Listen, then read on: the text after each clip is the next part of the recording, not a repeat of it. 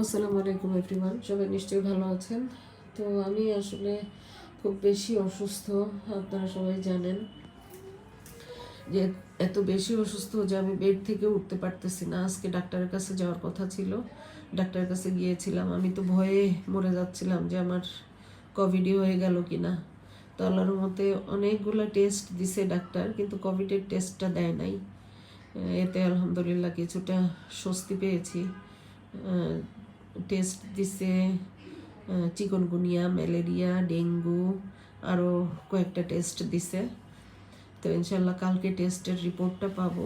সবাই দোয়া করবেন যেন বড় কোনো বিপদ না আসে, আল্লাহ যেন অল্পের উপর দিয়ে রক্ষা করে।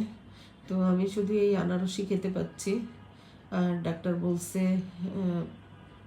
জুস জাতীয় খাবার, তরল জাতীয় খাবার খেতে, ডাবের পানি, বিভিন্ন ফলের জুস, ম্যাঙ্গো, আনারস, মালটা, এগুলা খেতে বলছে। তো সবাই দোয়াতে রাখবেন আর ভালো থাকবেন, আমার সাথেই থাকবেন। আল্লাহ হাফেজ।